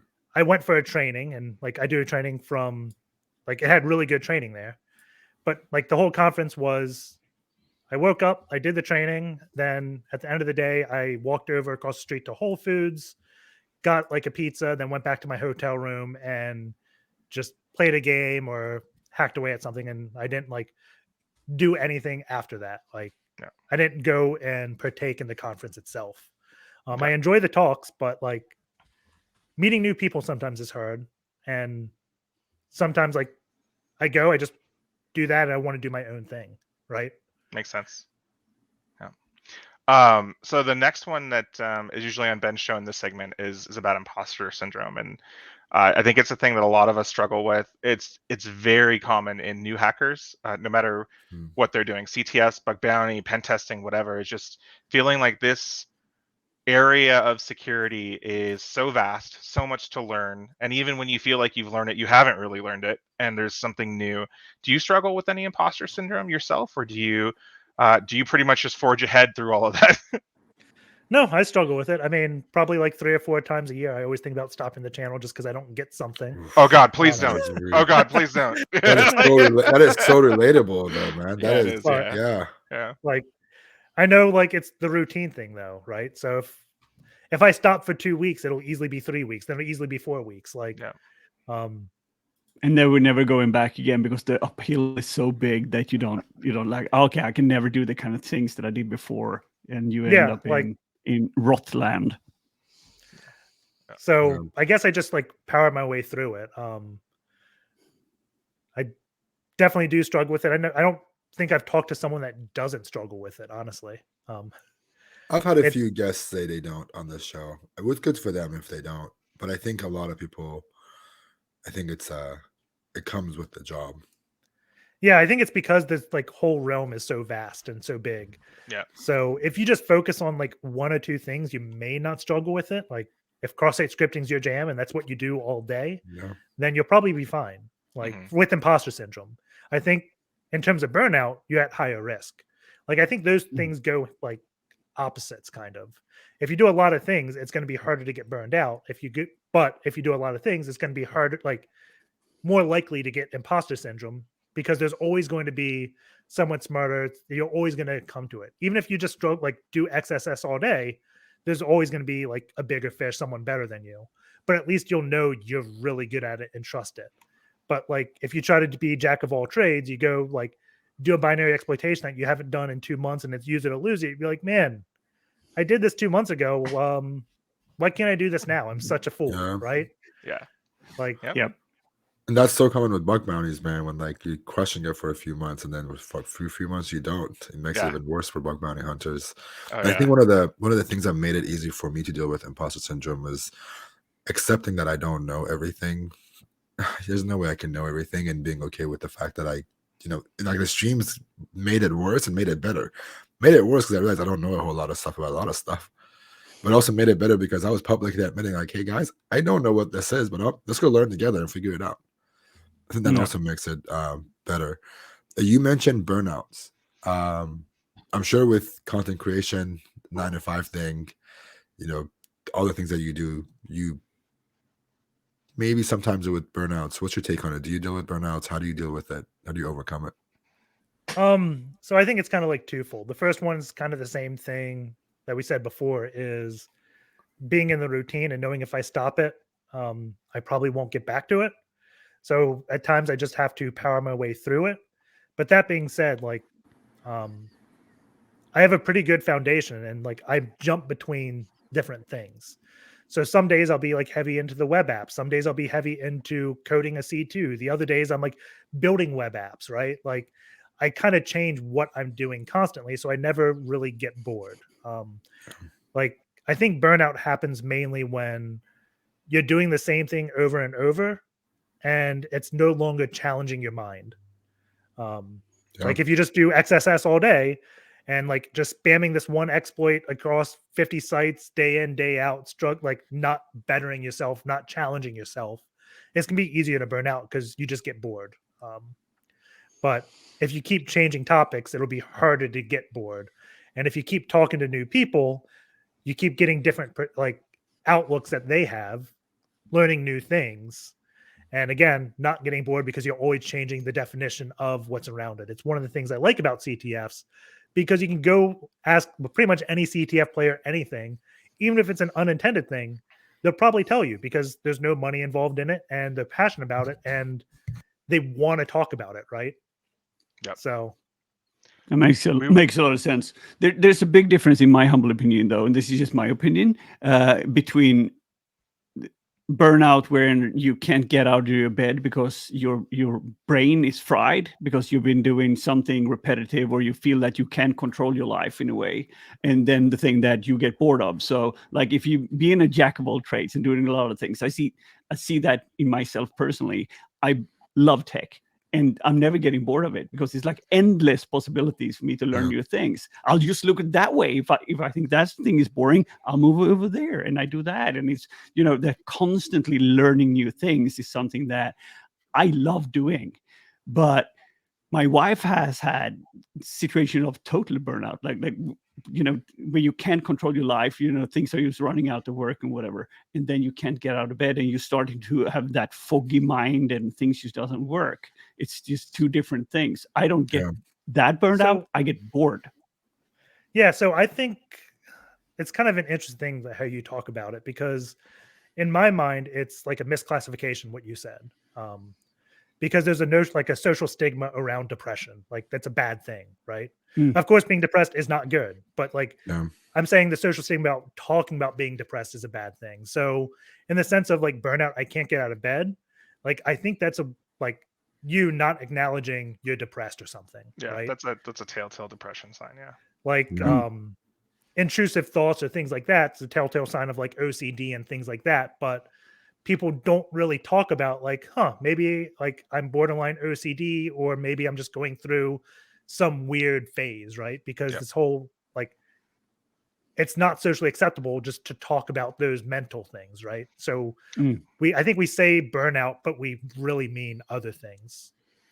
I think with the burnout thing, like you guys both are hitting on the nail. There's one, like the burnout that you mentioned with like you get bored of it. I quit streaming for, I don't even know how, since November I quit. I just randomly stopped, not even a notice, just done. I postponed. I was just like, I'm done. I don't even know when I'm going to come back. That was a huge sign of like what you were saying. I was just tired of doing the same thing over and over and over again. It was the same, I was doing interviews, but at the same time, like it wasn't what I wanted it to be. And it was the same repetitive thing that I didn't want to do over and over. But also what Stokes says, like I have those days I would wake up and life was too much, and then I had to make sure I make time for streaming. I had to make time for my job. My job was like taxing with how much it took mentally from me because of how much I had to do, or in cycles of like, organizing a conference for HackerOne. You get burnt out because you put so much pressure and so much on your own plate that you think you can do all the things at once, and then you just sit there at the end and you go, fuck, what do I do now? Yeah, so the mental health segment of this show is brought to you by 4 guys who are not medical professionals, by the way. This is not medical advice. This is not medical advice. Yeah, just letting you know. Personal experiences, but personal experiences. Yeah, I mean, I feel like everyone's version of depression, anxiety, burnout is a little bit different. I feel more towards you, Ben, where like, these days I have such a taxing job, like running a whole security program for like a 20,000 person company is amazingly stressful because there's just everything piling up against you, and it's like being buried under a stack of like weights, and so like I have to go figure out how to treat that, like and it's very interesting. I think my like way around that is I have no problem saying no, or just telling people like when they upset me. So like learn to say no was a big one for me. It I is, could really, yeah. I could learn to say Yeah. no. I'm too especially needy at to say work. no. I say yes But to at everything and work, just let though, them run right? over me. But at like- work though, like you're getting paid to do a job, and you get more and more given to you. Like at some point, you have to learn to say no. Yeah. So like for instance, I may get yelled at for talking about this, but like we had the whole at HackTheBox, the advent of cyber in December. Like Oh, December's to me, like that's my time to do other CTFs and learn things. So like people got really upset that I was not taking part of the advent of cyber. I think Stuck and Naham both did. I wasn't there. I work at HackTheBox. But like I was like, no, I have other things in December. That's not a thing I'm doing. And like, but you work for us. I'm like, yeah, but It's I'm your not doing personal it. time. You need to do other things too to keep you fresh, right? And like happy. Like, Yeah. and like it's what I tell a lot of people. Like, every company's there, like, even if they're quote unquote for the people, like if you work at a pen test firm, right, and you keep or a sysadmin and you keep getting jobs handed to you, they're going to keep adding it until you fail, right? Yeah. Like the reason I left my second company was because we had got acquired by a larger company, and they had a horrible mindset of we're going to start taking away your small company benefits until people start leaving, right? Oof. So That's rough. like no one wanted to leave because we were like a close knit family. But Yeah. at the end of the day, like when our 401k goes from 15% to 2.5, and we lose geez. vacation days, like That's rough. enough is enough, right? Yeah. Yeah. And like people that do so, like I talk to people that work at pen test firms that like I'm doing like 6 companies in 2 weeks. I'm like, that's too many juggling. Like Yeah. they're doing that because you keep saying yes. You can say no, and like, but that'll upset them. Like, well, what's going to happen? Are they going to fire you? They're like, maybe. I'm like, this, you'll be fine. Like, you can find another job. Yeah. Like, that's not hard. Yeah. And if you're doing 6, guess what? They can't fire you because they have no one to replace you, right? So that is true. Yeah. Then you just do like, 4 and you're good, or 3 or whatever. Like in December, like I'm confident enough. I'm like, you know what? I'm gonna say no. Like nothing bad is gonna happen of me. Nothing bad did happen to me. No one really yelled at me. They were more surprised, but like they got it at the end of the day of just being like, no, I do other things this time, right? Yeah. And So like, Have you always been that good at saying no? Like, never people please, never feel like you needed to fit in. Always been like, I am ippsec, and I don't give a fuck. It's not like that. I mean, like my first job was an umpire, and I did that for a long time, and like sports coaching and things like that. And you always deal with angry parents. Like you just got to know you can't please people. Like Nahim got me on the show because he messaged me, and like I gave him some beef I had with him.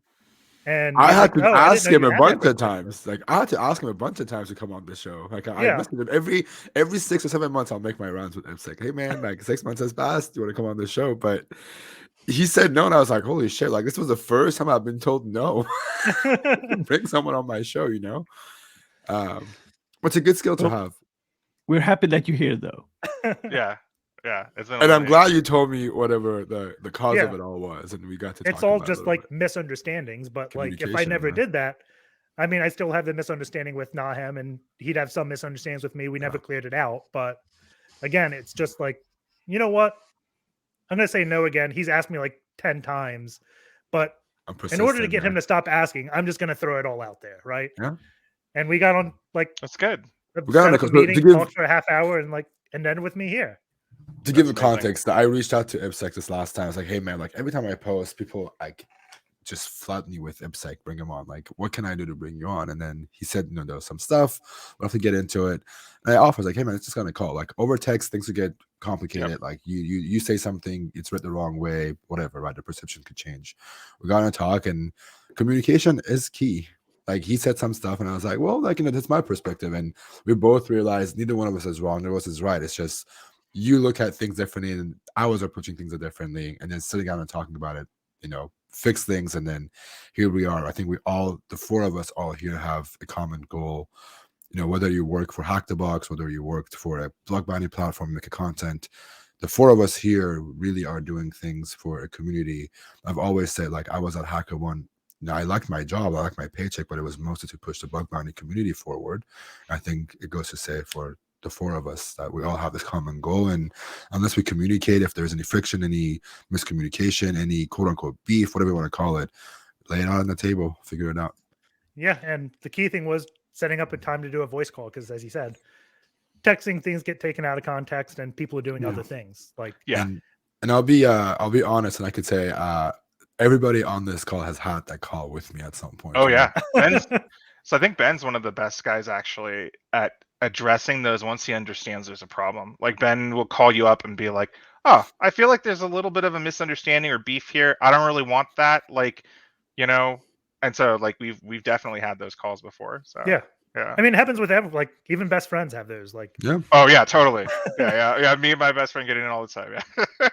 I had a follow-up question. I know we're running so long, Ben. I'm sorry, but No worries, man. Go for it. before the call, we talked a little bit of kind of like what I would consider the meta of Hack the Box. And for all of our huge Hack the Box fans in chat and watching the show, you talked about kind of what you like wear many hats at Hack the Box, and you talked about like the review committee. Can you tell our viewers kind of what it's like to work at Hack the Box and what you do and what the review committee is and stuff like that? yeah, so it's the release committee that we had stood up, and we stood it Right. up because we were getting a lot of I don't want to say bad boxes, but just like boxes that we didn't find a lot of good in them or repeat things. So in the whole CTF realm, there's a lot of people that do silly things and make boxes intentionally vulnerable, and it's really hard to see that. Like an example would be using MySQL to write a file in today's age, because AppArmor is going to stop you by default. MySQL also has a thing called like a secure file privilege that's going to stop you. They take away all those protections and be like, here you go. You can take this MySQL and do into out file and write a file and be done with it. And people like that don't know the whole defensive and setting things up don't realize all those protections are being taken out. And then they go like take what they learned on a CTF on a real world, and it doesn't work because they're not like completely out of date, right? Right. Or like the null byte to bypass some PHP LFI. Like those things don't exist anymore. Right. But you still see them on CTFs. So we stood up like this release committee. So it's like me, OXDF, and a bunch of other people that just review all the boxes before we even do testing, look at the write-up and make sure everything makes logical sense. And like probably 9 times out of 10, it's not a reject. It's we go back to the author to ask them to make a slight change because we don't like the whole telling players what to do. Because that takes away the recon, right? If you have this robots.txt in an unrealistic way or to-do.txt or things like that, you're taking away the cool recon things that really benefit people because you're just guiding them along to hack this for no sake other than to help them. But you can do it in other ways that make like learning things better, right? And you learn the recon, how to spot it. You gain that spidey sense at how to spot things. I'm also like my role is unique. Both me and OXDF were, I think our title's like lab architect, but really we're part of every team. So like when we notice sections of the site are going downhill or there's issues, we join it and try to improve the process. So like I didn't like a lot of like the blog post recently. So like we set in a lot of standards, improved it. I wrote a lot of blog posts, and now I think it's at a place where I'm happy with it. I also work on like the infrastructure side of things, where we had some minor issues, but like our job more is we're the big time players because he's doing the write-ups, I'm doing the videos. So we're exposed to the platform at a level that most people aren't because it does become a job, right? Like if your job is testing boxes and you're just testing them day in, day out, you may just like fly through them and not realize something. Whereas like when me or OXDF test it, we're like, well, we got to publicize something eventually. Like, I don't want to do a video and just like say, and then I know this. Like, yeah. So you termed these things in CTFs breadcrumbs. I hadn't heard that term before, but so the breadcrumbs have to be not too telling, but also not difficult enough so that no one would ever be able to find them. Yes. Okay. All right, cool. I learned something today. That's cool. And I've made CTFs before, so yeah. So like an example of like API fuzzing, the one I did, I had 2 endpoints. I used fast API and an endpoint user and an endpoint admin. Admin, if you just did a GET request, would respond you are not authorized or you're not an admin. If you did a GET request on user, it did a 404, But if you did user 1, you got something. So to me, that's a breadcrumb of telling you that directory can give you a 404, but still have data behind it, right? Yeah. So not to just trust your typical way you do durabusting. Like that to me is beneficial. And like other people may say, oh, I'm going to hit this user endpoint. I'm going to put an error message here that says incorrect method. And you look at the code and like you see the API endpoint route, whatever you want to call it, for /user is return method not supported. Like that's stupid code. That's not going to happen in the application. That's not real world. Yeah. So if you did that, then people just people run tools. It worked in the CTF because of that weird configuration, and it wouldn't work when you try to take that technique in the bug bounty or pen testing world, right? Like it's a painful lesson. Like, yes, it is. So in your eyes, then, like giving away the Swagger file or the definition file of the API but that's too easy, right? But in the real world, that happens a lot. Like I just stumble across the definition for the web service. So in that box, I did I undefined the /docs and openapi.json. Okay. And made it require authorization. So if you try to hit /docs, it said authorization required. And that's also guiding users to try to find the endpoint in this API to allow you to register a user because that's unprotected, right? And then, got it. Makes sense. Okay, I think we tried to address most of the questions that came in the chat so far. I don't think there are any other ones, but I wanted to say, ippsec, thank you so much for giving us your time on a Sunday, being here as our first guest for the season and sharing all your knowledge with us. Can't thank you enough, man. Is there anything you want to add before we say goodbye to you? No, I think we've pretty much addressed everything. This is an amazing interview, by the way. Thank you so much for coming on. It's great. Yeah. Great meeting everyone. Great meeting Thank you too. Chat, give it up for ippsec. Thanks again, man. And I can't wait to see what you do with HackTheBox or your own channel in the future. Yep. Take care, everyone. All right. Dude. All right. As it goes for our co-host, thank you guys so much. Jason, I know it's midday for you. Thank you so much for being here. No problem. Stoke, I know it's nighttime for you. So as always, it is. Thank you for making time. I really appreciate it. We'll be back again next week. The guest will be announced later. The co-host will be announced later too. One of these two handsome gentlemen will be here with me again next week with our guest. We'll do some interviews and we'll pick up the show where we left off. Anything you guys want to add before I say bye to you guys? No, stay curious and have fun. I mean, so much things to learn in this conversation with ippsec, right? I mean, and do not underestimate the power of social skills. I think that was the biggest takeaway of learning how to talk to others and networking and how helpful it is. Cool. On the topic, I just put this down at the bottom. You can see it says NahamCon 2022 returns April 30th. Jason is actually going to be the keynote speaker for this year. I am going to be the keynote speaker. Stoke is going to host the entire thing with us. So if you want to come hang out, I'll be back again with one of these guys next week with another guest. If not, I will see you all on April 30th. See you guys later. Later, everyone.